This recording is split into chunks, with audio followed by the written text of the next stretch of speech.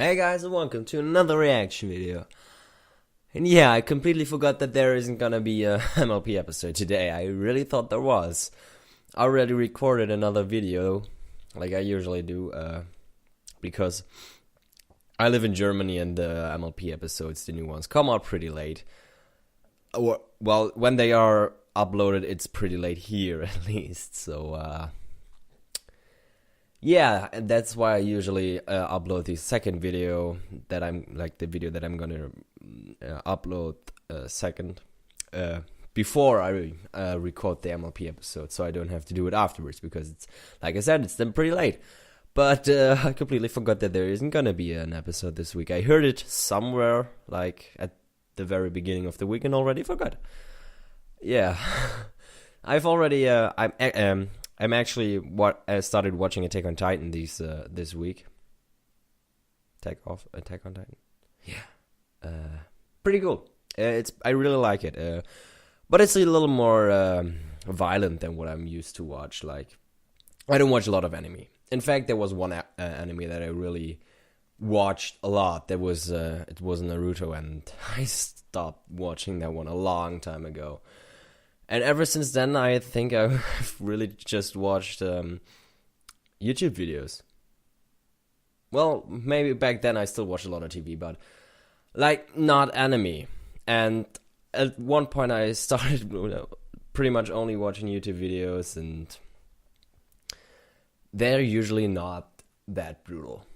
Like, I don't have a problem with how brutal Attack on Titan is. I just noticed it is more brutal than what I'm usually watching. And I actually asked a friend who watches a lot of anime if it's unusual for an anime to have that much violence. And he said, no, it's a pretty normal amount of violence in there.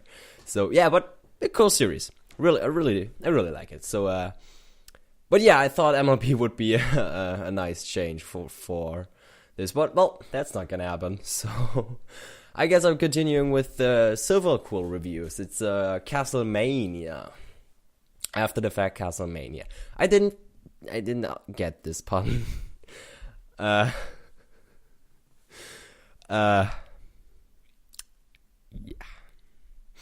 Never played Castlemania. But the episode itself, I don't know, it had something. I don't know. I liked that there was like these three groups, like Fluttershy and Rarity, Rainbow Dash and Applejack, and Twilight and Spike, I think, and Angel. Were just walking around and strange things happening to them. I don't know why, but I liked it. I really did. I really did like the concept of that, and yeah. I don't know. I just like the episode in general. I don't know what to say about it. I'm not a reviewer, okay? And I haven't watched this episode in a while, but I do remember that I liked it quite a lot. It was a pretty nice episode. So let's see what he has to say about it. Starting the video in 3, 2, 1, click. Shadow ponies? How ridiculous is that? That's a dragon. Oh, come on, Sombra. He didn't mean it. Spike's just a little cranky because Twilight completely disregarded his safety. Tell you what, why don't you go conquer that 7-Eleven down the street? Get back in the villainous spirit. There you go. I hope the new guy isn't so sensitive.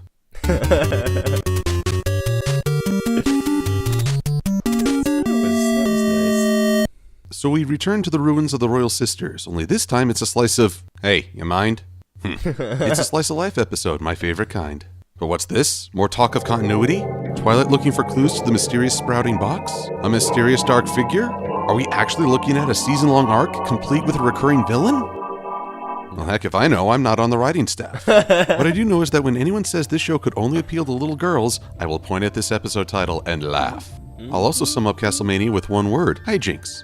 This is mostly a fun bit of nothing, with the ponies going through a conflict minus an antagonist, something hard to pull off. We start off with Twilight and Spike strolling through the pacified Everfree forest.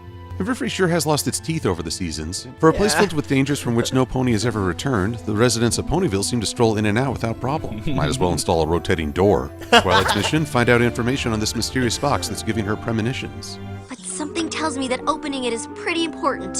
So Celestia suggests that her former pupil go poking through the ruined library, which is remarkably well preserved. And within a secret chamber, Twilight discovers Celestia's secret diary. So being the mature, respectful pony she is, she immediately cracks it open and starts reading through. Yes. Come on, princess, give us the dirt. I love to duck behind the paintings, and though the Hall of Hooves still gives her a bit of a fright, the trapdoor slide is Luna's favorite.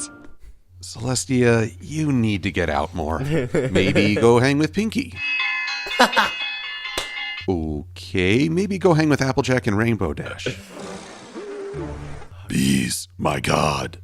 No, there aren't any bees here for you. This oddity is Applejack and Rainbow Dash's newest friendly competition, and I want to stress the word friendly. Unlike Fall Weather Friends, this episode shows the two of them pushing one another without the hostility or arguing of the past. This makes Rainbow Dash way more likable than before, as she's neither boasting nor cheating. I'd be at least 50% less scared of it than you. Sorry, AJ, I don't think that line's t-shirt material.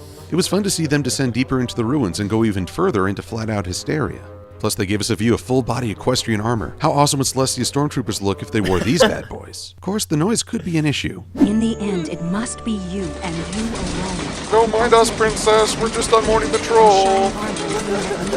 And then there's Rarity, who probably got the idea to restore the castle tapestries after revisiting the ruins last episode. Obviously, this task will require some physical labor, so I imagine she'd either recruit Big Macintosh or work her charms on a few stallion volunteers. Nope. Or she'll bring Fluttershy. Yeah, I'm sure she'll be a huge help in the labor department.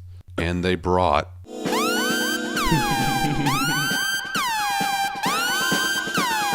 Angel Bunny! It's a testament to the show writers that I can love to hate this rodent. At series start, he seemed like a supportive but aggressive bunny. Yet by season 2, any support he showed for Fluttershy dried up and left a selfish brat in its place. Here, he at least starts out on the upshot. I can't blame him for going off and starting trouble by accident. I'm not looking for perfection. And it was fun to see the various groups tripping over each other, increasing their paranoia and leading to the group-wide breakdown. And to top it off, we get the replacement for the letter to Celestia, a group diary. I'm sure there are fans who would have been fine if they left the moral of the day out of this season. Yet as someone who enjoys the idea of giving kids a positive message and grew up with knowing is half the battle, I'm glad they found a new medium. Though I hope they'll start with something different than Dear Diary every time. I could see Rarity, Fluttershy, and possibly Twilight starting that way. But for Rainbow Dash, it'd be more like, Dear future fans who want to remember my awesomeness. And we close out with the hint of a sinister figure in the dark. A new villain, perhaps? Or just a one-shot image? Time will tell. So obviously I must love the return to the slice of life way, right? No. There are 3 things holding this episode back for me. The first is...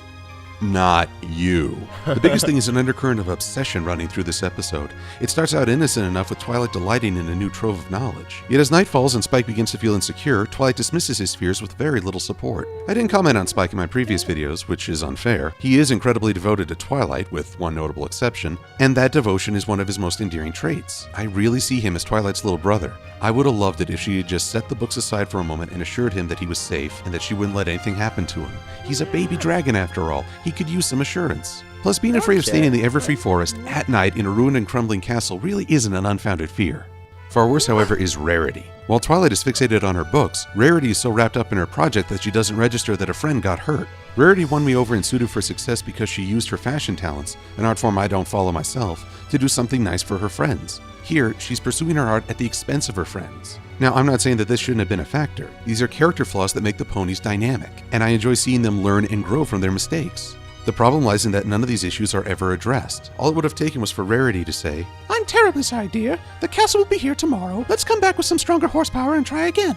And then the episode could have followed the same plot. Angel trips the switch, the mares fall, and we advance to the next scene with no momentum lost. Yet Rarity would have come out the better for her momentary reality check. And speaking of Angel, what does he do after his best friend fell into a pit? He chillaxes with a new sugar mama. And Twilight never bothers to go searching, since finding out what Celestia had for lunch is far more fascinating. The second problem is the moral. The moral is that a good friend will offer perspective when imagination and fear threaten to go too far. I'm getting a certain deja vu sense here. Yet Rarity did nothing to relieve Fluttershy's growing panic. Applejack and Rainbow Dash actually intensified one another's fear, and Twilight was given in to her own worries as they approached the Shadow Pony. The only time Twilight did put anyone in check was the funniest scene in the episode, where she magically held them in place and they sounded off. Who was this mysterious pony of shadows? Pinkie Pie!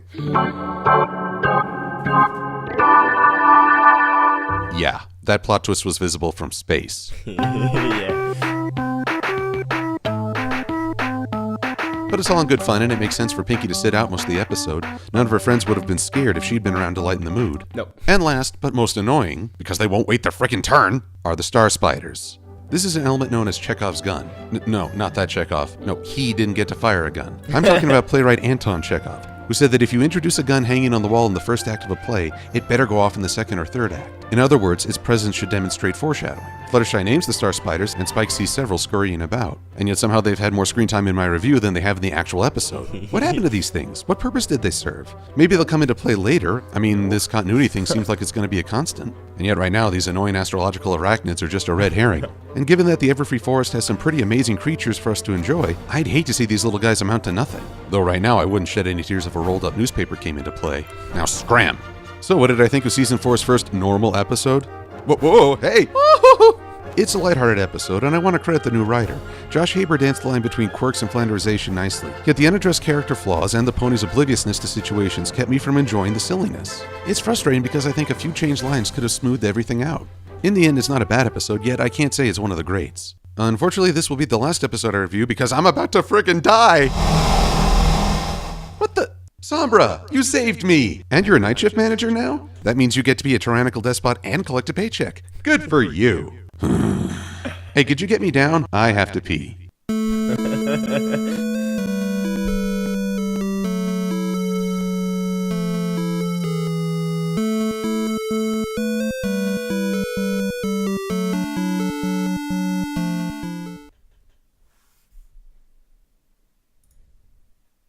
Okay. Yeah, I definitely like his humor. Yeah, he made some pretty funny jokes in this. And for the most part, I can see his point, except for one thing. I'm not so sure about the rarity thing. I mean, like I said, I haven't watched the episode in a while. I can't remember any single detail about it, but I mean,